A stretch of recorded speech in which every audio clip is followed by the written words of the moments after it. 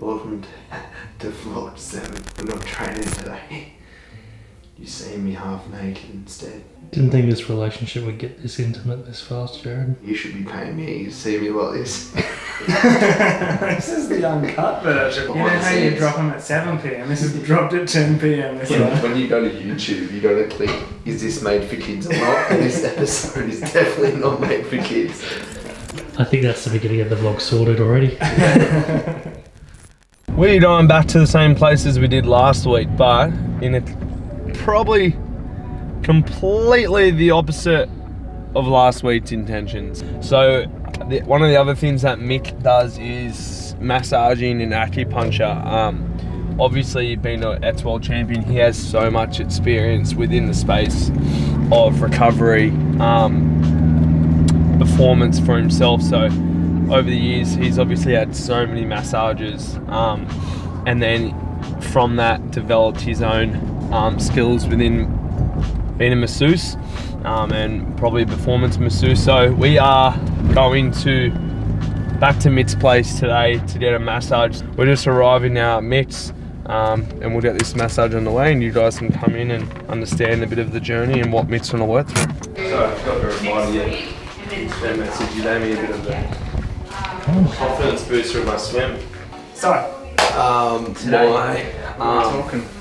well, we said it on the vlog on the way here. Yeah. Going back and watching the video, my knee just kept popping out on that Yeah. Friday. And then when I did it this morning, so I got a race this weekend. I just wasn't feeling too good this morning. So today we'll focus from belly button down. Yeah. For time wise, and I'll give a bit of just a general flash, and we'll see what's going on, how I can feel around, and then we'll need some tighter spots, and then we'll get the needles out, and we'll rub it out. Yeah, cool. Won't go super deep now when you're racing on the weekend, but we'll get up there, we'll find some tight spots. Cool. Mitt's the highlight of this vlog. I'll just be face down or face up. Finally. Yeah. So speaking about that, what I'll do is I'll get you to start face up actually, and I'll work the quads to start with, and then the body's off. So body's off, down undies. I'll give you a second, and Beautiful. I'll just wash my hands back. Yep, ready. Sounds great, rock and roll. And what's your history of massage? I've done a lot of work with do it, or- with Simon, who had Physio Sports Clinic at King Cumberland, which is now, and he sold it, and they're on the road. But he went deep, so don't hold back. Like he was pretty rough as guts. I don't react well to. But put it this way, Lord, it's not a massage where you expect it to fall asleep. You notice there's no candles in here. We don't do candles. It's alright. Yeah. Quad. I'll just have a feel around rec fin. It's going to be tight. Maybe we can make a decision about tomorrow based off the intensity. So something really light. I was even thinking about maybe going. I was even thinking like I can go for a run, but that's more impact. Even like a light 30-minute ride's probably less impact. Yeah. Cut the run out. But it was good. When I was on my 30-minute ride this morning, I was just finding myself, even like the weekend, because it was raining, I did a training session and I ended up doing 80k, which was good. But I ended up finding, like, after I was warmed up and I was in my mojo, like, I was finding that I was comfortably holding 30 k's an hour. Yep. Yeah. Which was good. And it wasn't feeling like I was forcing it either. But also, it's funny because the first hour and a half you're playing around and, like, you find it, like, I just felt like I found it hard. But I feel like over the years through swimming and surf life saving that, once I sort of cross that, get into that real aerobic zone, my heart rate really sits into a really comfortable place. Yeah. So like I felt like the first hour and a half, it just took me a lot longer to warm up. And once I was warmed up, I felt pretty comfortable holding that 29, 30 pace. And that's without any momentum either, nor the adrenaline of race day. So how far is this weekend? 38. 38, it's about 40, so it's pretty close to a sprint distance, isn't it? Yeah, so 15, 38 and 10. It's got a little hill coming up into like the beach around Newcastle, like Newcastle Headland Beach. King Edward Park, isn't it? It's, So there's a hill there. I did this. I've done it before, so I would imagine that. But I don't want to get hyped up on race day this weekend. I just want to practice my transitions, practice a little bit of taper, practice like just the emotions of a race day, you know, and managing those. Like, yeah. you know, there's going to be people there. Ryan's doing it, and there's other blokes that are doing it that, like, I know the other blokes will go past me and will beat me, but I just need to manage my ego to understand, like, I'm trying to achieve a bit of goal here with Ironman. So just practice this weekend, which I'm looking forward to. But it's easy to know that it's easy to control your ego when it's definitely just a stepping stone towards that Ironman goal. Yeah.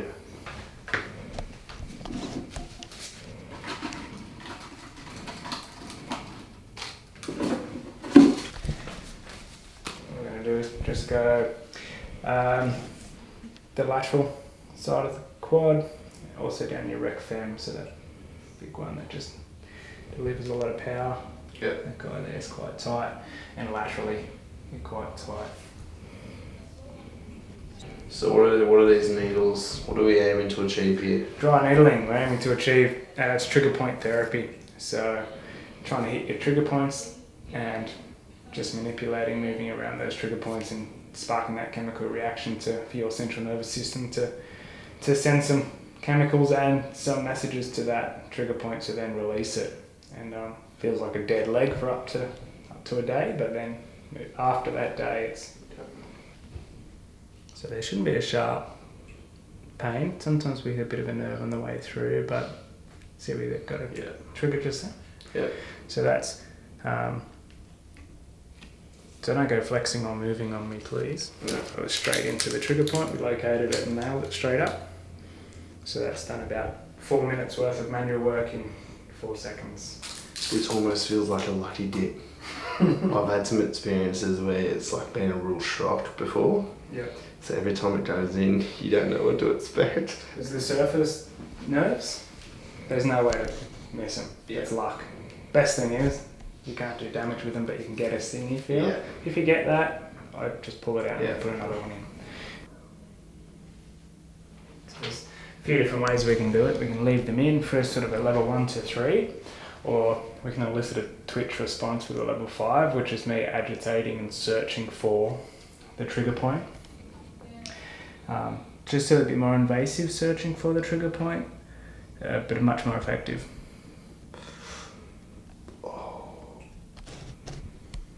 Good news is we're getting responses through the whole thing. Yeah.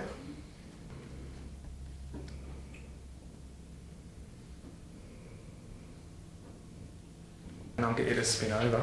Onto your tummy for me, please. Keep your face up so we can hear you if you can, please.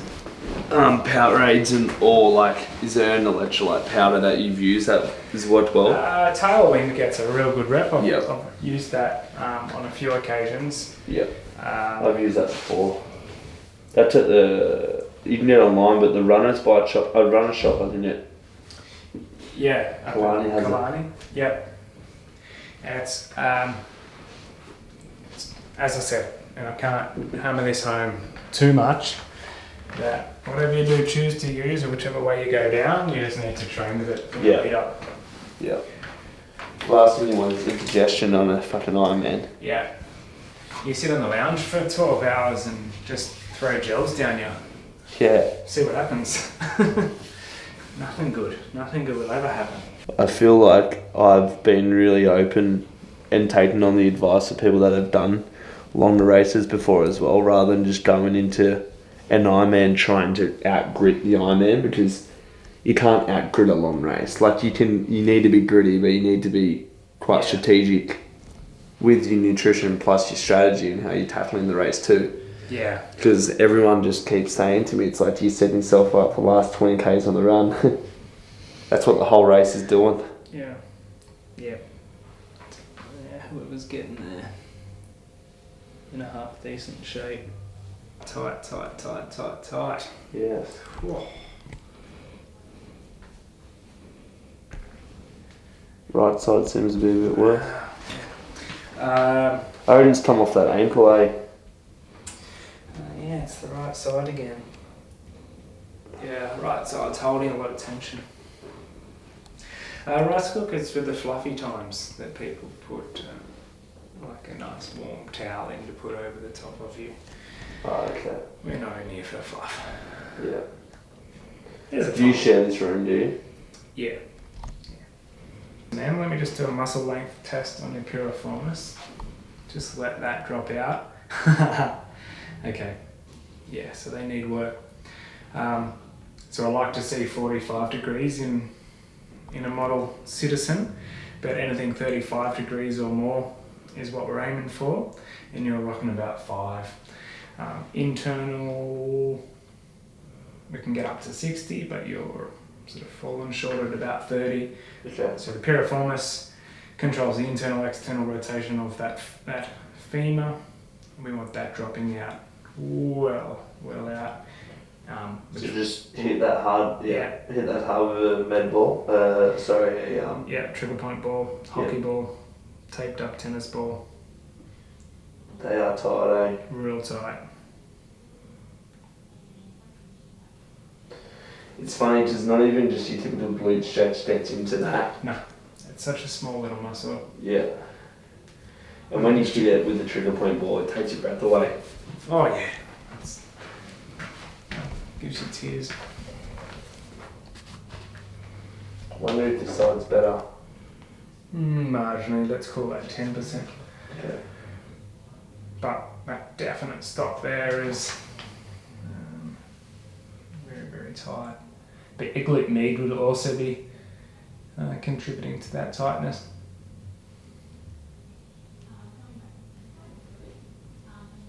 That's it there. Holy shit. I'll just release this one while I'm on it. Oh, fuck. That should be hurting. There it goes. There it goes. See how we just got 5 degrees? Look at that.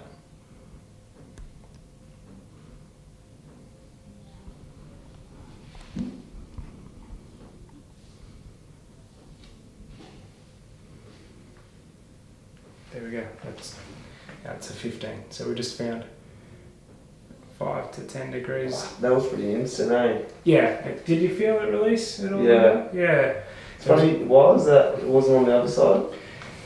Was that like that on the other side, that tight? Or was that more that side? I didn't really get into that. Yeah. So I just decided once we were on it, just to give it a quick release. So next time we'll start with the piriformis glute medius hip, external hip rotators. Yeah. Release through there, then we'll work down. Just self-massaging. Until you then, can attack your quads. It's easier to attack your quads by yourself than it is your glute medius and whatnot. Exactly. Big muscles are easier to get. So you might feel that deadness and the corky kind of feeling on the lateralis, which is the external or the outside of the quads, and also your tibans, those shin muscles. You'll feel that bit of a dead feeling after that needling. However, once that dead feeling is dissipated, like I'm talking a day and a half, it'll be leaps and bounds. Yeah. So you take your time getting up. Yeah, I'll go for do a light 30-minute ride tomorrow. Yeah, flush it all out. So. And I'll push tomorrow's run to Thursday. Then I can just have one more day with no impact, as much impact. Yeah, Thursday is fine. You can go almost as hard as you want Thursday. Yeah, I'm thinking about picking up a notch on Thursday, so I don't want to have a real deload week. Saturday, because even a 2-day delayed is Saturday. Flush. Just make sure you get on your bike Saturday, Arvo. Up there. 30 minutes before you race Sunday. Yeah, cool. I can just take my trainer up and sit in the hotel room for 30 minutes and then we can go set it up. Take your time. Awesome, alright. And I'll see you out here in the real world. Sounds good.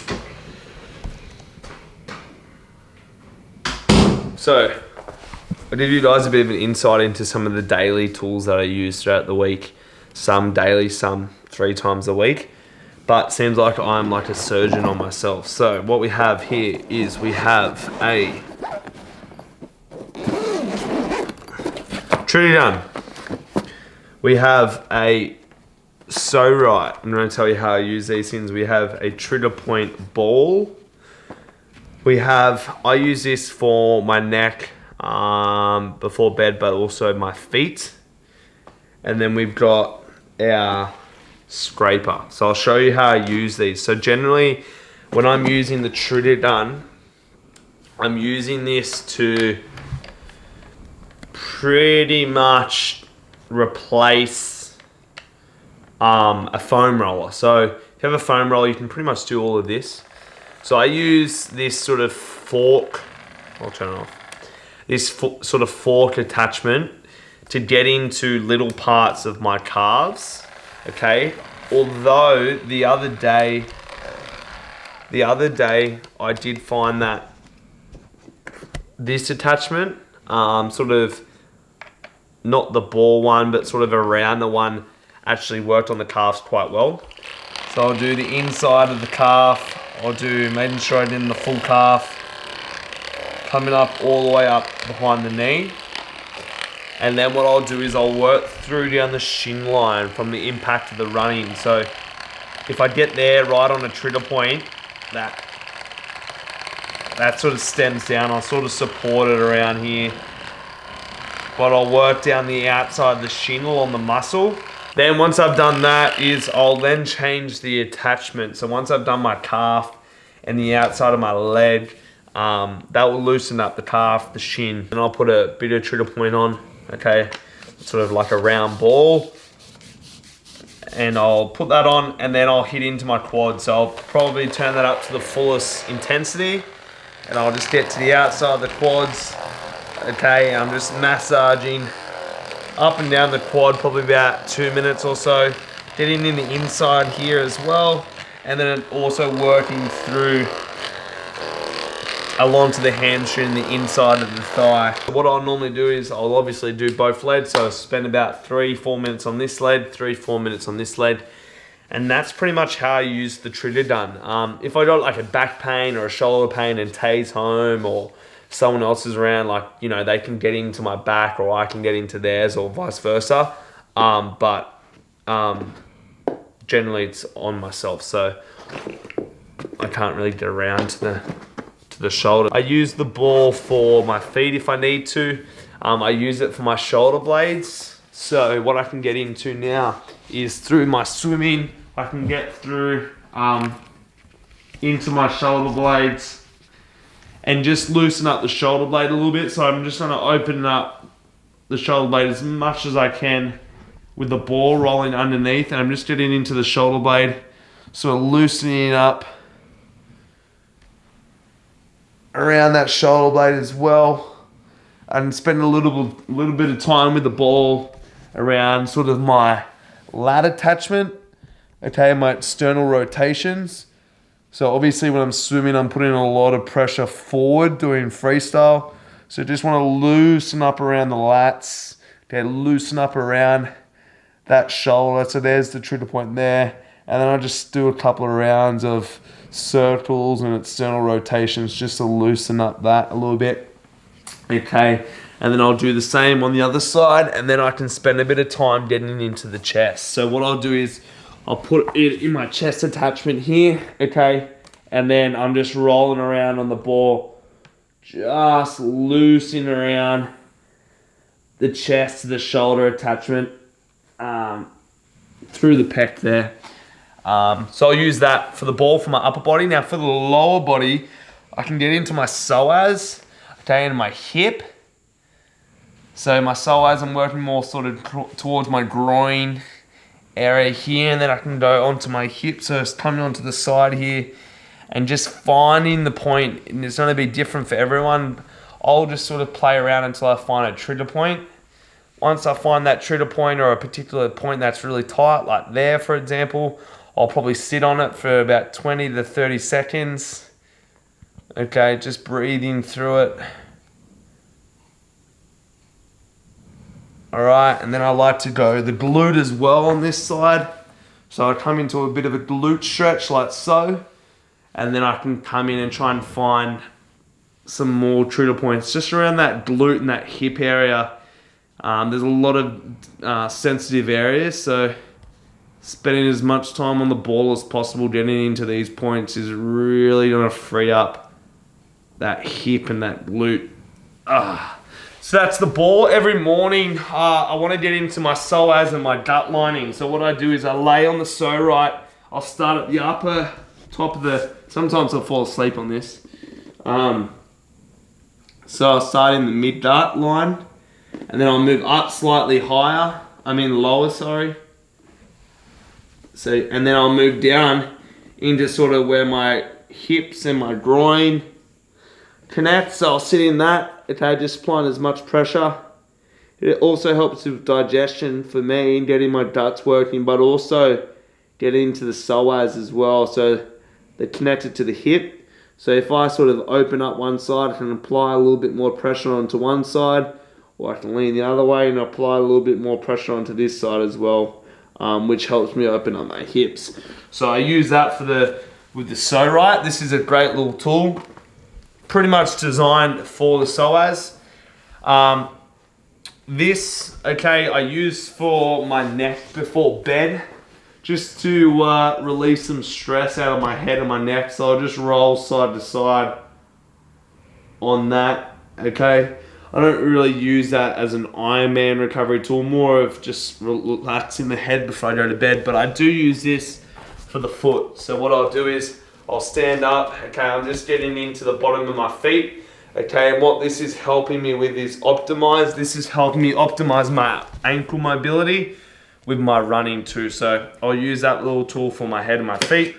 And then finally, I'll show you guys on one leg how this works. I won't do both because I've just come out of the massage. But what this is doing is this like Chinese medicine. It's called gua shin, okay, or for an Australian it's called scraping, I guess. I learnt this off my physio, Simon from Physio Sports Clinic, a couple of years back, which is a really great little way to sort of self-massage. So you can grab like a round measuring spoon, okay? And the idea is this: I'm gonna surface some old blood to allow new blood flow. So I've just come out of a massage, so I'm not gonna go super intense, but if you come nice and close, you can see what this is planning on doing is it's gonna start to go red. Now what the redness is doing is, like I said, it's surfacing any old blood that needs to be flushed out, okay? And it's gonna allow, okay, you can do this on your back, you can do this on your calves. If you see the redness, it's gonna allow for the recovery process to speed up too. So I'll do the scraping probably twice a week, particularly after Saturday's ride, so to speed up that recovery process before Sunday's big run. So yeah, they're my tools, guys. Massage gun, true to the ball, so right, a little roller, and then the scraping method as well. So there's a bit of an insight into my full recovery process between massage and daily and weekly tools that I use. So thank you guys for tuning in to vlog number 7. Make sure if you haven't already, we would love if you jump down below, like and subscribe to the channel. Leave us a comment for anything you'd like to see.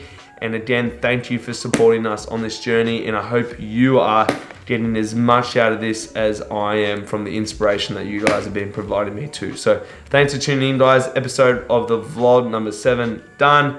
I'll see you at vlog number 8.